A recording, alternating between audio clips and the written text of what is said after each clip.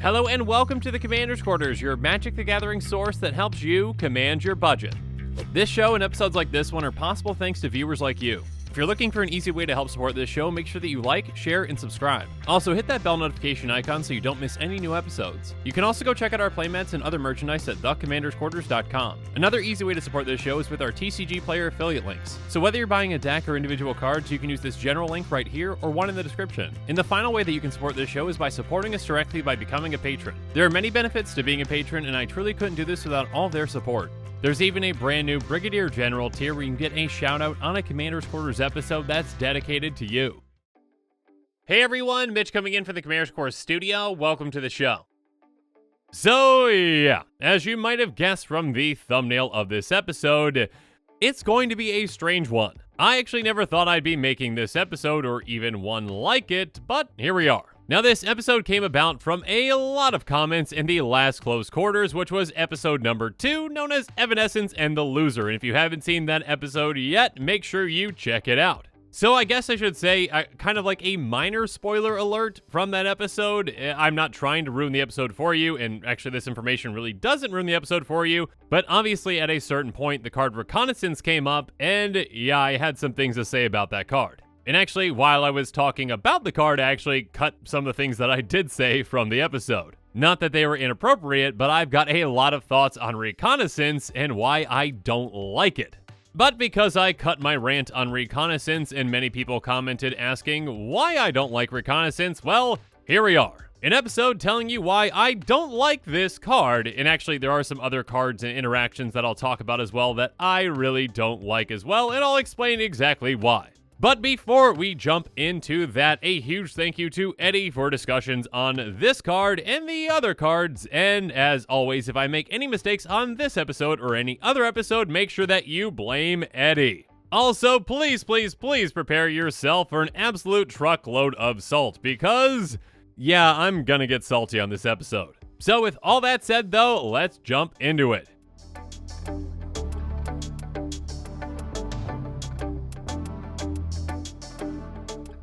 So Reconnaissance on the surface seems like a very fine card, a very fair card. It's an enchantment for a white and it has pay 0, remove target attacking creature you control from combat and untap it. And then in parentheses, that creature neither deals nor receives combat damage this turn. That seems like a completely fair card, and if that's exactly what it basically did, then yeah, I would have absolutely no problem with this card. Sure, I'll swing out with my team, and then, as soon as I see how things are going with that attack, well, if I don't want to lose certain creatures that are being blocked, I'll just take them out of combat, untap them, and now they don't deal any combat damage. That's a completely fair card, and that would be doing exactly what this card says. The problem with this card is basically because of a technicality, which means that that entire part where it says that creature neither deals nor receives combat damage this turn, that's in parentheses, that part is basically just useless text that means nothing because, well, there's a way around it where you can actually still deal the combat damage. And actually that part, even just being on the card, is just straight up misleading because it's kind of the exact opposite of how this card is used. Basically, for those of you that don't know, the combat phase has 5 steps which proceed in order: beginning of combat, declare attackers, declare blockers, combat damage, and end of combat. I would guess that many players out there, if you ask them how many steps are in combat, they would not know the correct answer or what exactly all those are. Basically, you just say, hey, okay, we attack, we block, we have damage, cool, that's combat, right? And because of that, again, the way that Reconnaissance was intended to work would just be completely fine, a fine card that I would have no problems with. But because of rules lawyers and technicalities, I hate this card. And actually, in all seriousness, a big thank you to Ask a Magic Judge for explaining exactly how this technicality can work. If you activate Reconnaissance on an attacking creature you control after it has dealt combat damage, either in the combat damage step or the end of combat step, then you're able to untap it after it has dealt its combat damage, giving it pseudo-vigilance. This is possible because a creature doesn't stop being an attacking creature until the combat phase ends, and so it can still be targeted by Reconnaissance between combat damage being dealt and the second main phase beginning. Essentially, at the end of the day, Reconnaissance was not intended as a way to give creatures pseudo-vigilance and just a get-out-of-jail-free card while still being able to just dish out combat damage whenever you want. But again, because of technicalities and because the way that the combat phase works, it can do just that. This is a card that I really wish Wizards would please just errata. Clarify in the Oracle text how this was intended to work. Because I would probably say that the vast majority of players out there don't know that you can do that with this card. And when they see this on the other side of the field and they read it and they read that parentheses, that creature neither deals nor receives combat damage this turn, that's their expectation.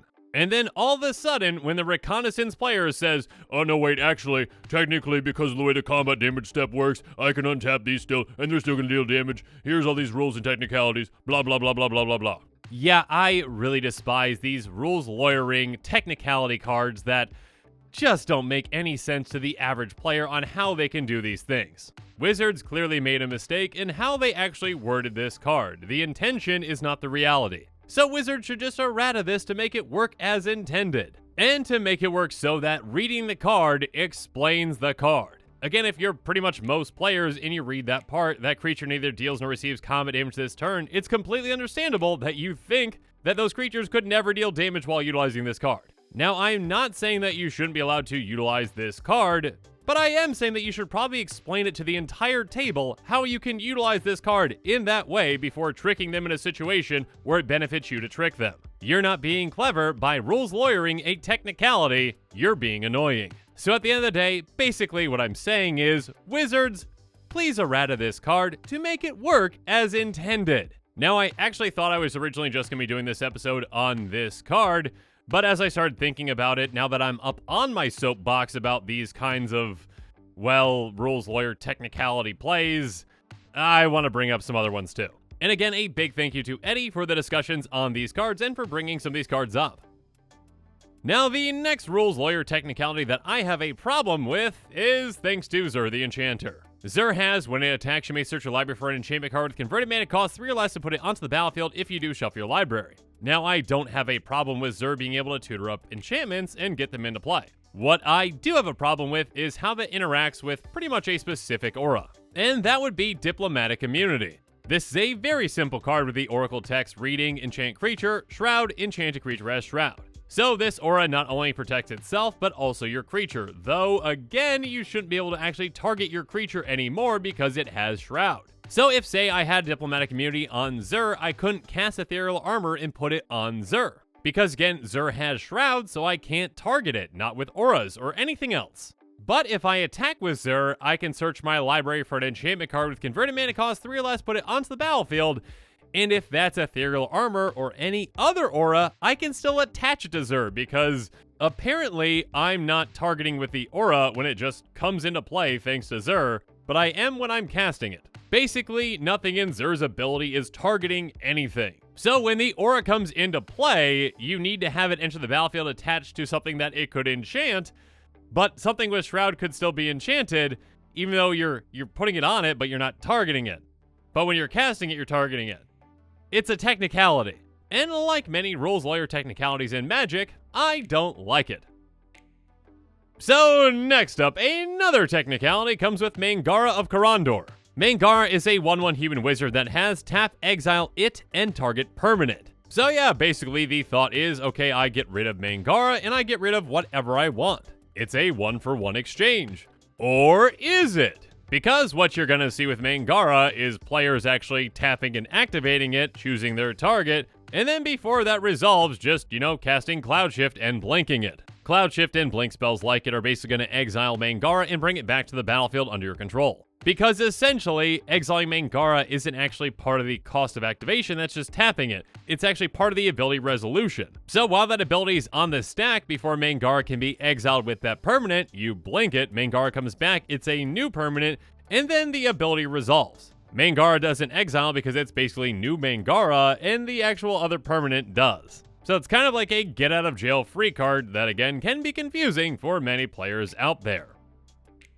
Next up, one that is especially confusing is Fiend Hunter, or essentially Oblivion Ring, but I'm going to use Fiend Hunter as the example because it works with Cloud Shift too. Fiend Hunter has, when it enters the battlefield, you may exile another target creature. When it leaves the battlefield, return the exiled card to the battlefield under its owner's control. This one actually can be really confusing, especially for new players, and it's just really annoying in how it works. Essentially, if Fiend Hunter leaves the battlefield before its first ability has resolved, its second ability will trigger and do nothing. Then its first ability is going to resolve and exile the target creature indefinitely. So essentially you cast Fiend Hunter, and then with its exile trigger on the stack, you blink it with something like a Cloud Shift. That exile ability is going to stay on the stack, Fiend Hunter is going to blink, come back into play, then you exile some other creature, and yeah, when Fiend Hunter leaves the battlefield, that other creature will come back. But then, after Fiend Hunter has done all of that, its first ability is going to resolve, because again, you kind of interrupt it with Cloud Shift, and then you can just permanently exile a creature that can never come back. And if that was confusing, don't blame me, blame the card and the interaction. Or actually, you probably can blame me too, because I probably didn't explain it well enough, but yeah. Next up, something that I've always had a problem with, and actually it's not Crow's Grip, but I need Crow's Grip to actually show what the problem is. Anyways, Crow's Grip is going to destroy target artifact or enchantment, and it has split second, which means as long as this spell is on the stack, players can't cast spells or activate abilities that aren't mana abilities. So essentially with split second, it's supposed to be, hey, this happens, nothing else can happen, no matter what. So if I cast Crow's Grip to ensure that I can destroy target artifact or enchantment, there's absolutely no way that this can be stopped. Or at least that's kind of how it would work, you know, if special actions weren't a thing. And yeah, morphing is a special action, so you can still Willbender this. Because with a morph creature like Willbender, you can actually turn this face up for its morph cost whenever. Or I guess I shouldn't say whenever. Special actions are actions a player may take when they have priority that don't use the stack. So yes, you do have to wait for priority, but you don't have to use the stack because special action equals basically break the rules.